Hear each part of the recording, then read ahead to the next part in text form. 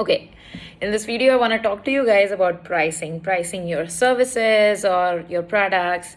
So, in Marketing Accelerator, I always advise my students to charge high ticket for their services, because if you don't charge high ticket, you charge low, and then the clients who are willing to work with you, your prospects, will be like, oh, this person is not charging high ticket. That means they themselves don't think that their value is good enough, that their expertise is good enough.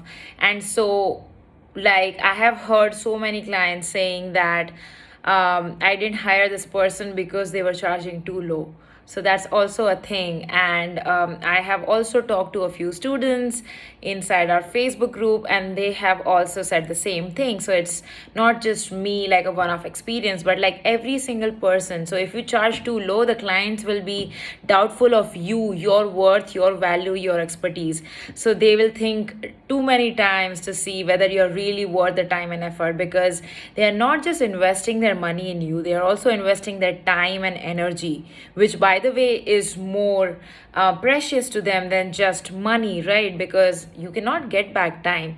So, like, they really need to think that you yourself believe in the value of the products and services you provide. That's the thing about high ticket service. Even with my course, like my course, I started selling about 3 years ago, or 2.5 years ago, actually. I started charging low. I think it was 13,000 when I started. Then I increased the price to 17,000. Then it was 22,000, and now it's 41,997. In all those stages, even when my price was 13,000, there were some people who could not afford it. They were still asking for discount over there. Even my course at 22K, when I was selling, people were still asking for discounts. People were still saying they could not afford it. And at 42K, obviously, you guys are commenting. Some people are commenting that we cannot afford, and this and that, which is fine. So pricing is so relative. So if you charge, and then I also got a few comments about, like, when my course was 22K, that, oh, you are teaching how to get high ticket clients, but your course is low ticket. So then they didn't buy because my course was priced less. Obviously, we got a lot of sales even at 22K. But the thing is, people will only value your product and service as much as you value it yourself. And the only way to value it as a business owner, the price you're putting on a product or service is the actual value, like what value you are providing. So if you charge too low, people will think your product is not good enough or your service is not good enough.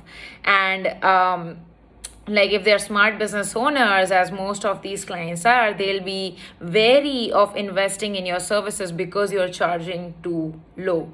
So charge your worth. Okay, charge your worth. It's your business. You get to decide. You have the power to charge your worth. You also have the power to raise your prices. Like in my freelancer days, I used to double my prices with every client. And as a business owner, I have the right to charge my worth, and I also have the right to increase my price as I want to, because there's nothing wrong with that. Now, as for the people who cannot afford, they can definitely, if you guys are selling your products and they still cannot afford it, they can go through your free content. They can save up and join. A lot of my clients also used to save up for working with me and then join. And similarly with our course, there are so many people who are saving up and then joining after a few months, or they're just going through and getting the EMI option, which is okay. So the thing is, people who will think that your product is worth it are gonna find a way to work with you, no matter what the price is, whether they can afford it or not. But people who are not willing to invest in themselves, and they don't think that your product is worth it, are gonna make excuses, think it's too expensive, which is okay, because your product is not supposed to be for every single person out there. Your product or service is only supposed to be for a select few people, and those are the people that you want to serve relentlessly. So price your worth, because that is very important. I was talking to one of my friends, Seema, the other day, and we were discussing this thing itself. Like, she also works with high ticket clients, and she's like, oh, I charged one of my clients 10K, and now my limit is increased now, because it just takes one ask. one yes. So when like someone says yes to your 10K project, the next time you don't want to charge anything less than a 10K. So it just takes only one yes, and then your limit is increased. And there's also another hack around it, which is about spending, because we only spend as much as our highest limit of spend. So that is why like people recommend buying a really expensive product just to increase your spending limits, because when you increase your spending limits, you are also increasing your receiving limit.